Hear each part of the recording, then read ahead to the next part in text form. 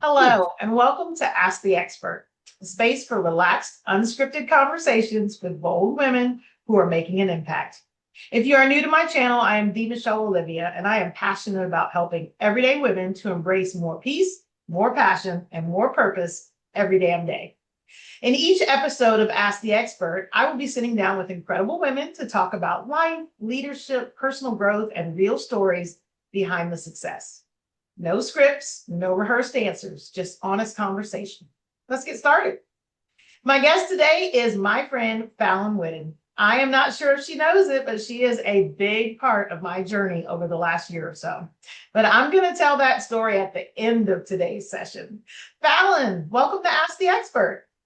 Hi, Liv. Thank you so much for having me. I'm really excited to be here with you this morning. Yay. Before we get started, I would love for you to take a quick moment to share with our viewers just a little about who you are, what you do, and what you are currently excited about. Well, for everyone, hi, I'm Fallon Whidden. I am your estate of mind estate planning attorney. I am a partner at the law firm of J.S. Burton, located primarily in Virginia Beach, but we do have some offices up in Williamsburg, Virginia, and Tyson's Corner. So that's exciting to be able to service clients throughout the state.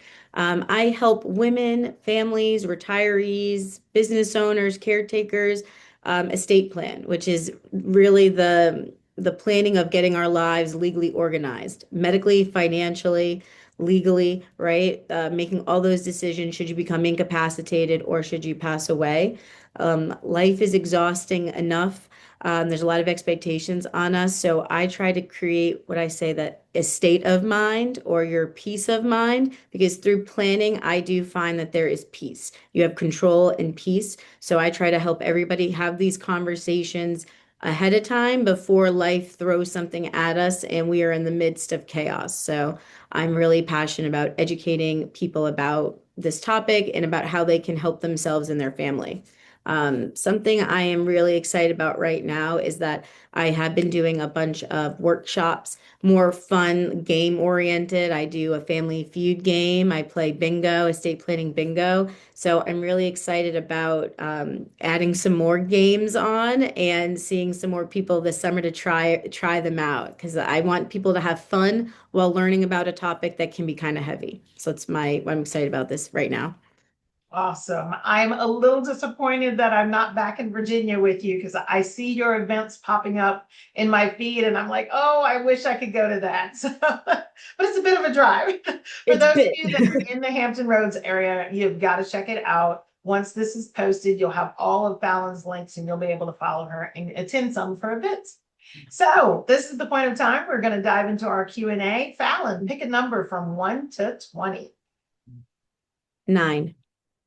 9. All right, we're going to dive into our first question. It's under personal growth. Oh. What has helped you to stay resilient during difficult seasons? That's a good question. I mean, just knowing that it's going to get done and I'm going to do it, that I push through for better or for worse, and that's a whole different question and probably answer or topic, but I push through. I've done that as a child. I've done it through different parts of my life, and you just push through because there's no other way. So, and I know that there's a deadline. I know somebody is counting on me. I know that it rests on me. I push, sick, not sick, all the things. And that has really, I say better for worse, gotten to me where I am now. So I just push through. I see the finish line. I see the goal to help somebody or to get something or something like that. And I just keep going. I push right through for it. Love that. I love that. Has that been most of your life, or do you see it more prominent in business or personal life? I definitely it's been throughout my life. Right now, I'm in a very busy season. So I think having worked on this throughout my life, it has prepared me in some ways for this season to have maybe a little bit better of a control on it. I grew up with a single mom. Me and my sister are 7 years apart. She hustled and worked. I saw that grit and determination through her. I was a late diagnosis of ADHD in college, and I struggled throughout school for certain things, but you didn't know it on the surface because I presented, I say, well, I was an A, B student, so that didn't, I wasn't like a problem student, but I knew I was different in terms of how I would read or write, and nobody kind of took me seriously, or I didn't know how to. At the time, I didn't have the words, or I didn't know what it was called, to be able to voice it like what we have now. 20 years ago, we weren't really talking about ADHD and like learning different styles and the techniques for students and stuff. So I felt kind of isolated. So I just had to push through and try to work really, really hard. I went to college. I worked during college, part-time, but kind of full-time, and went to school. And then law school, I worked full-time as a paralegal, and then I went to law school at night. So I completed law school in 4 years. So that was a lot of push to get my dream done, but I didn't want to leave and not be unemployed anymore. So it was just the determination. I want to get this done. I had a short amount of time to do things in. At the time too, I worked in Boston as a paralegal, and I had an hour and a half commute each way because I lived outside the city with my now husband. So I would leave my house at 6 a.m. I get home at 11 o'clock at night, basically Monday through Thursday, most days. So you run on autopilot for that period, and then studying for the bar. I took the Massachusetts bar, and we moved to Virginia. I took it here too. So that in itself is a marathon of you have to push, push, push, isolate, push, push, push through to pass and get that done. And now here in the season that I am in right now, I'm going to be 38 years old in October. I have a 6-year-old. My daughter Sophia just turned 6 on Tuesday, on May 5th. And my son Benjamin just turned 3 April 10th. So I'm in toddler, I say toddler heck. I'm in those fun stages. My husband travels for work, so he is gone many, many weeks out of the month. Recently we've had my mom and my stepdad come live with us to help with the kids and just, help out everybody in life. So I have another multi-generational component to my household. And I am a lawyer. I'm an estate planning lawyer, as I said earlier. So I'm running a business and trying to network, educate, find clients and, provide for me and the family. So all of those things together just make for not as much time and having to push through when you're tired and you had 3 events this week. So you're just and I have busy clients all day today. After this, I got back. They had me till 5 today. So it's just you're running. I drink my tea. Sips and tips with Fallon will be later. But I drink my tea and to try to get me through. So like right now, I'm talking fast and it's just the autopilot. It's just like you're in the zone, I'm going. So watch out. I love it. I love it. Get out of our way. Get out of We're my going way. to shift gears a little bit, talk about business and leadership. What leadership trait do you think is underrated?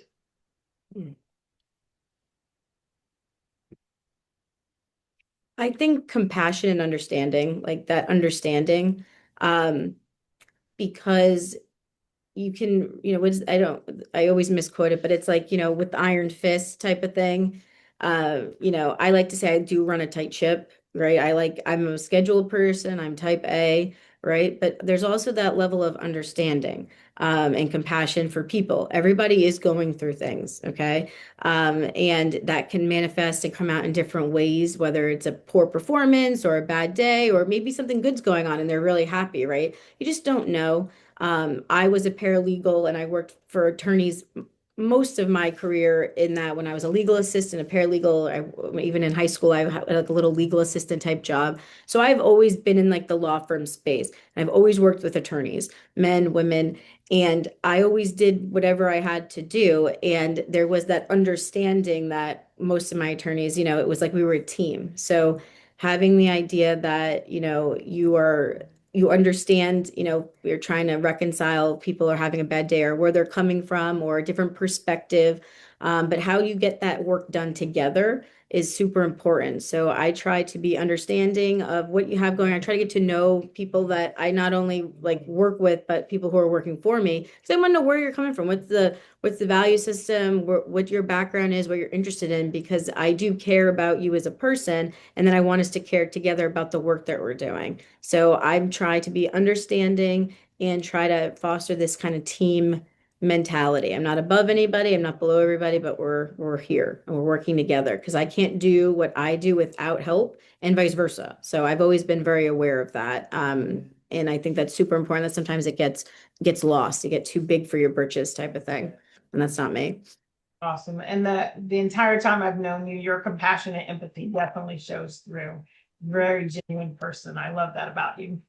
Next question is on life lessons. What life experience humbled you the most? This one is I've talked about it. I failed the Massachusetts bar when I first took it by 5 points. That was the most humbling experience of my life and has impacted me in ways, good and bad. From that point, there for me was like a definite point of before Fallon took the bar and then after for the first bar, because there was never a thought in my mind that I wouldn't pass ever. That's not cocky, but it was like, you know, I see people who did pass. I'm like, but for me, that's where my ADHD showed up in terms of, not being diagnosed late in life, not having, the history for testing accommodations or for things like that. And I didn't finish an essay on the bar exam. So when I left it, I was like, there's no way I passed because I didn't complete it. But then you wait 3 months, you get the score. In Massachusetts at the time, I think might have changed a little bit since, but they give you a score. You need 270.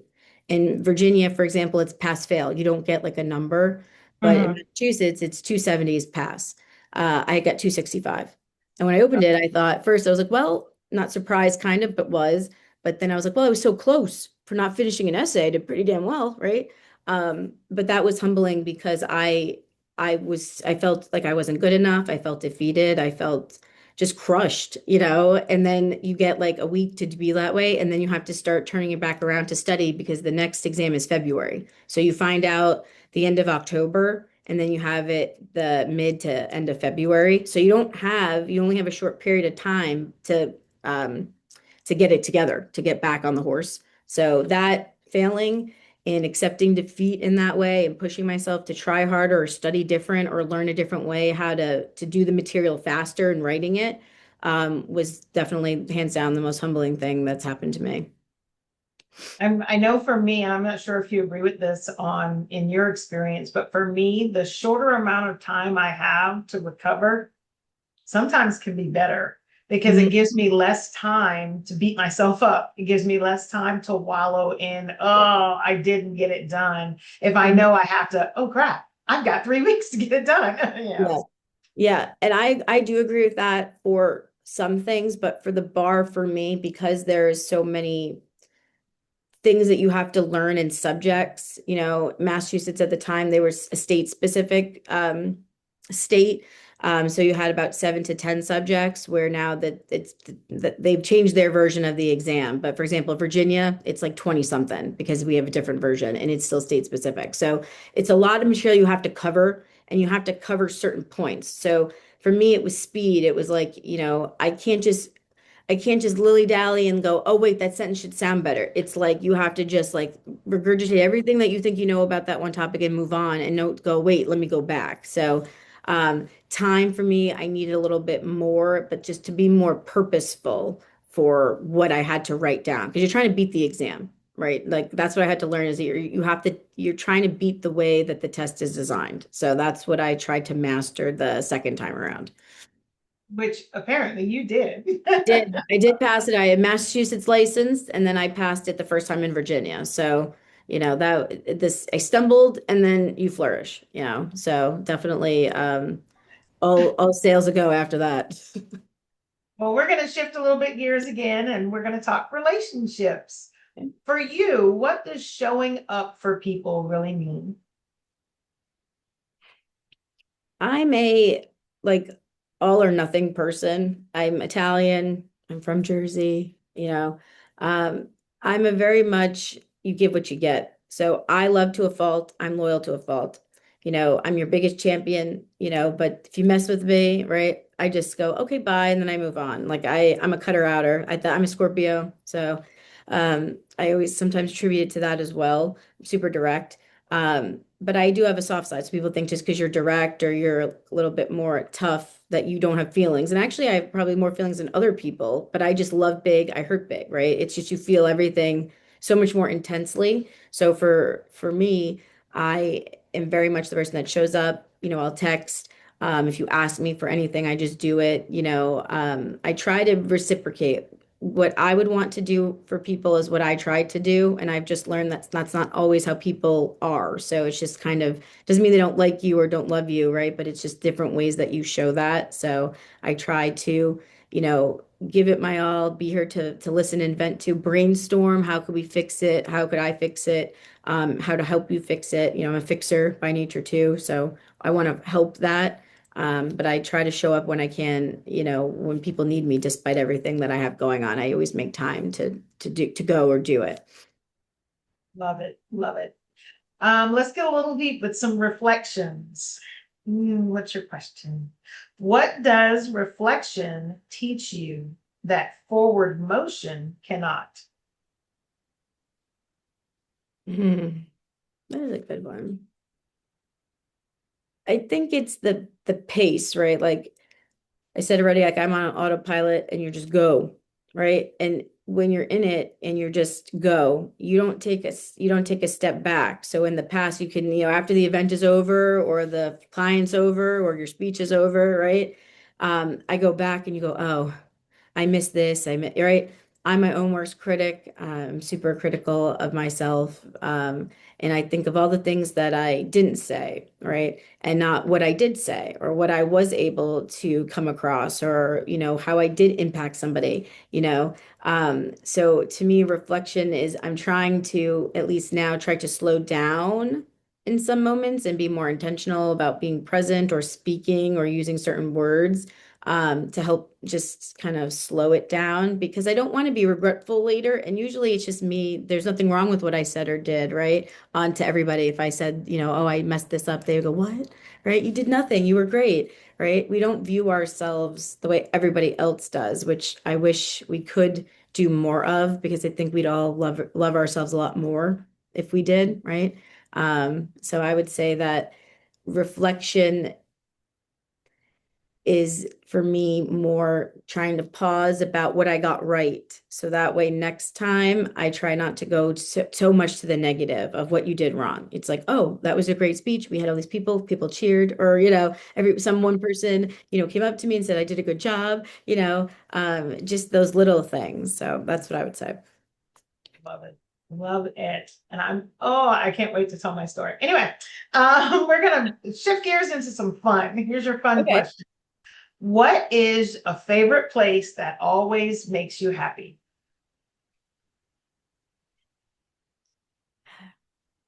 Always makes me happy. Well, well, maybe two, but I would say spa slash the tea room. I love spas. I guess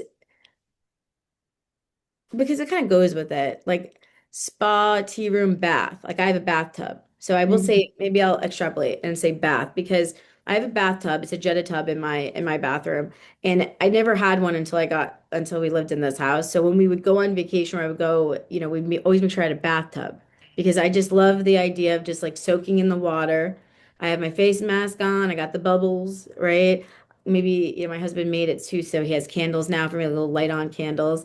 I put like the stuff in there just to relax. I like a bath. So when I go to the spa, it's the same way. Like I have the little eye mask, I got the robe, like the whole thing just feels really peaceful. And I guess it's quiet with the sound, the spa-ish music. That always makes me happy and brings me to a place of just calm. And because I don't get to go to the spa all the time, and I thought I would use my bathtub way more than I do. The other thing now is if I have to go out, I go to a tea room. So that's the other place where it seems quieter, more fun, and just pleasant. Like the environment makes me it just relaxes me and it just makes me smile. So sorry, a little bit of a trade, No, don't but be those all sorry. I'm over but here those all just go right. But those all three kind of like go to me like that they intertwine in my mind. So sorry. awesome. Awesome. No, don't be sorry. I love it. Last subject is turning points. And Hmm. your conversation is I'm sorry, your question is what conversation changed your life?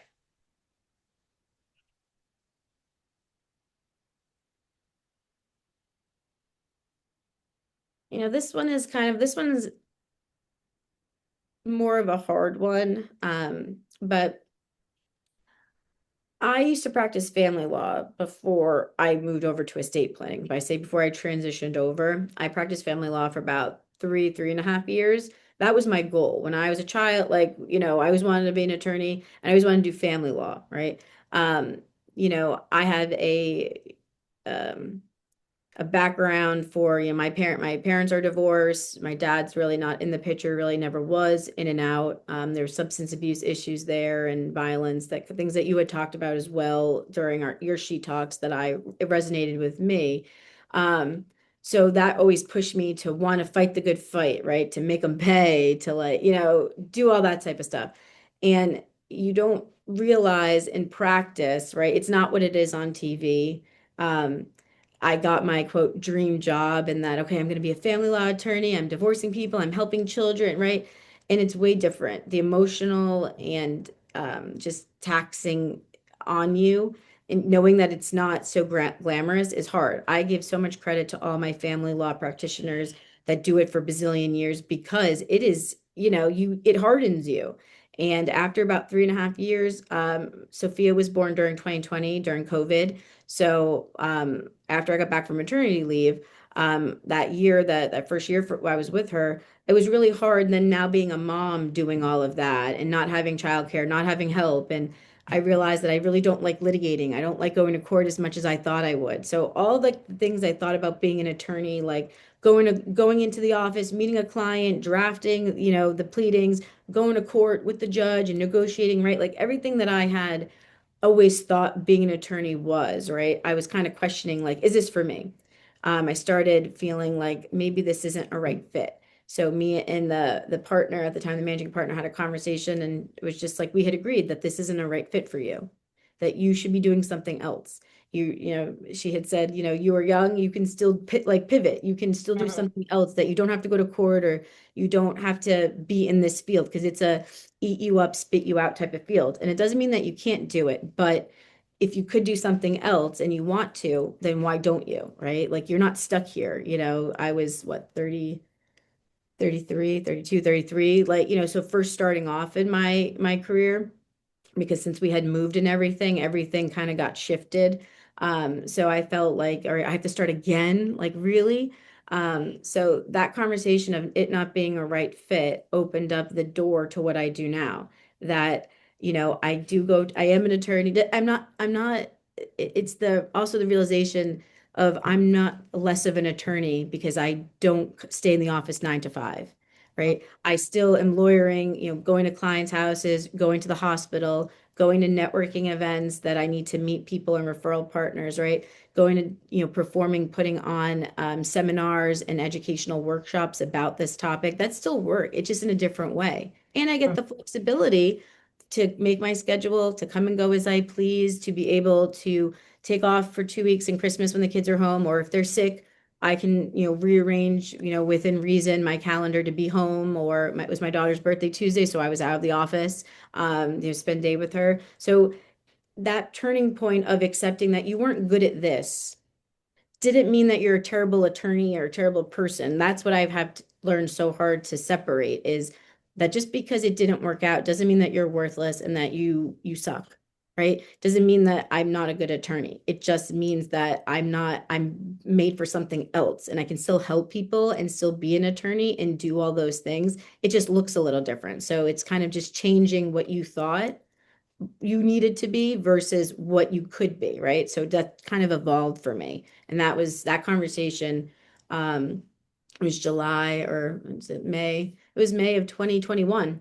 that we had that. And then I started doing this estate planning with my current firm in July of 21. So just I had a little break there. And I came in with like this whole new, like, oh, what is this? You know, because it's estate planning. If you asked me in law school if I would have ever done this, it would have been a no. It more because you're the way that they teach it is not what you do in practice like anything else. So it never really occurred to me. But then when I fell into it in this way, it was definitely like a God thing of like, oh wow, I'm a planner. I love people. I get to talk to them, right? Like it hits all the marks and it's so much more fulfilling and rewarding and helping people, even in their darkest times or if they're very sick and stuff, right? I still feel this overwhelming sense of I feel complete and I feel full. And if it wasn't for me and my partner, many years ago sitting down and going, I don't know, right? This might not be a good fit. And I was like devastated at the time. Like, really? We both recognize, right? Like, it's like you see it too, right? Oh no, right? Can everybody see it? So it's really that conversation made me who Fallon is today. So I'm forever grateful for that. I have to tell you that I couldn't have scripted a better segue into my sharing how a conversation with you a little over a year ago completely changed my life. Do you mind if I share? Absolutely not. No, I love to hear it. Go ahead. Whenever Okay. you need to know. Well, as you mentioned earlier, last year, Fallon was a speaker at an annual event in Chesapeake, Virginia called She Talks. It's on Women's Day every year, or right around it. Mhm. And her talk, she shared very openly and passionately about her struggles with ADHD. And it was different than I had ever heard. She shared it more from the point of view of someone experiencing it. And as she shared, it was a light bulb moment for me. I've never been diagnosed, but almost everything she shared was dead on with some of the struggles, challenges, and positive sides of my own personality. Things that other people had told me were wrong or that I didn't do well or that I could never accomplish. I realized that there was a life-size awesome human in front of me encouraging me that nothing's wrong with me and that I can do this. And that day I said to myself, I'm going to be on that stage next year. And it was because of you. Afterwards, I don't know if you remember, we had a conversation about it, and I shared very openly with you, and it meant the world to me that you took the time to just talk to me very openly about our now struggles. It made me not feel alone anymore. It also gave me the encouragement to step out on faith and walk away from my previous career, my previous businesses that I didn't have the passion for anymore, and step back into coaching women and helping them to move forward. And now, since I was a speaker and have had other speaking engagements since then, I've gotten the bug and I'm stepping completely into being a women's empowerment speaker. And you had a big hand in that. Oh my gosh. Well, I tear up because I remember what us talking and it's hard. And I just remember just loving that you came over to me just to talk to me about it because it was a hard topic. I actually struggled about to share it because, you know, I am a professional person and and even though I'm speaking as, woman Fallon and it's trying to be separate from, attorney business Fallon, right? There's still a perception that can I do my job, right? So for me, when trying to give the talk or even, speaking like that in the public forum, I wanted to not come across like a complete like incompetent person, right? That why would you go to her to your estate planning? But I wanted to be honest and open because that again, it doesn't mean I'm less than. I do things in a different way. I schedule myself different. Um, I I plan accordingly because I can still do it. It just looks a little different than maybe somebody else in the office, and that's okay. And it took me a really long time to give grace and a lot of therapy too to give grace about how to do that. So I was so grateful when you came over because I wanted to help. I wanted you to know you're not alone because it does feels very alone. And especially when you're older being diagnosed too. Like, you know, you look back from when you were a child, and I just was told I was lazy and I didn't Mhm. study and, all those things, right? And that wasn't true because I'm not lazy. I did study. It's just I didn't know how. I didn't have the tools, right? And that's something that you can't articulate. And it shows up and manifests in different ways. And again, being older, and I will share this too, that after I had my daughter, and even with my son, my ADHD changed, and I had to go back to therapy because I wasn't on my medication. I'm medicated for it. I wasn't on it for the 9 months, and really more after she was born too, because I was trying to breastfeed, and that took a toll. It really messed a lot of the wiring up. And then when I went back to therapy, I went back on my medication. I seemed to be okay, but then wasn't until 3 years later, and then I had my son that I really struggled, like during the present pregnancy about focusing, and then after I had him, when I went back on, I got a little bit better. But my ADHD, it flipped, and apparently that's very normal. That like it intensifies after a certain age and after you have the kids. And I didn't know. Again, nobody tells you don't talk about it, but I thought I really was losing my mind because I was like I could always control it. And after I had the kids, it was again a divide of weight. What I used to do didn't work. So I had to relearn some skills of, the time management, of prioritizing, of just downtime, because what I did before and it wasn't working now. And I was like, oh my God, what have So again, trying to normalize it because it means that you're doing anything wrong, but you have to pivot if it's not working. And that is also scary. Oh my gosh, and trying to find resources for that, right?